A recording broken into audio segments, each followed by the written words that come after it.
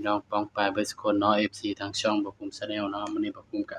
สิมาตามแนวทางพี่น้องคือเก่าเนาะสำหรับลาวพัฒนาเนาะพี่น้องเนาะงวดวันที่15เนาะเฮาก็มาเบิ่งผลมันออกนำกันเนาะครับเนาะสำหรับผลมันออกเนาะพี่น้อง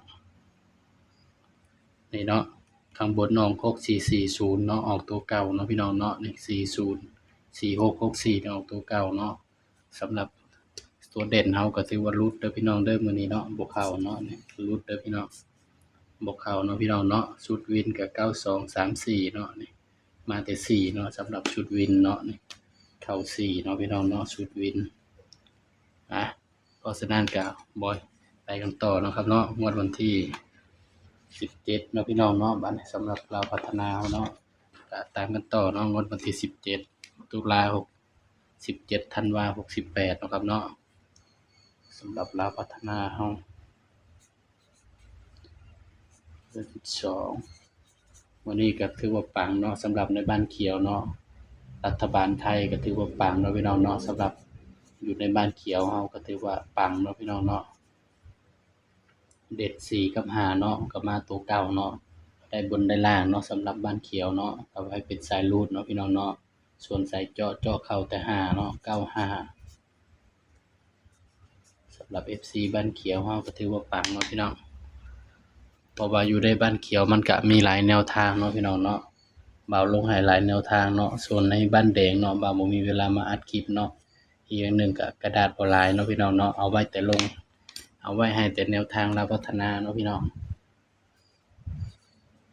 สำหรับเด่นเด้อพี่น้องเด้อในงวดวันที่17เนาะ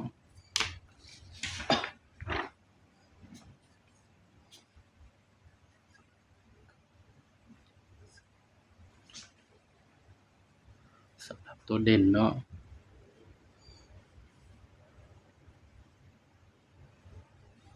ให้เด่นไปที่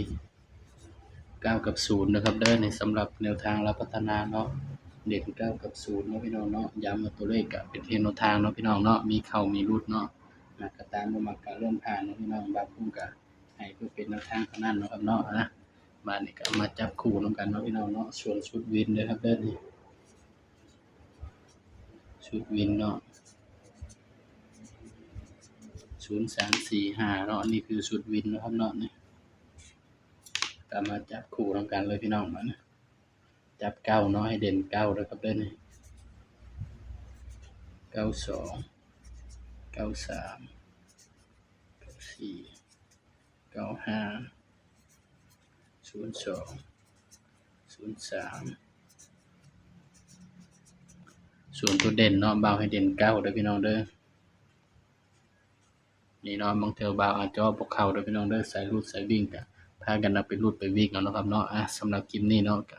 ฝากพ่อแม่พี่น้องป้องปรายเบิดทุกคนช่วยกดไลค์กดแชร์กดติดตามเบาภูมิ Channel หน่อยเด้อพี่น้องเด้อสำหรับคลิปนี้ก็สวัสดีครับ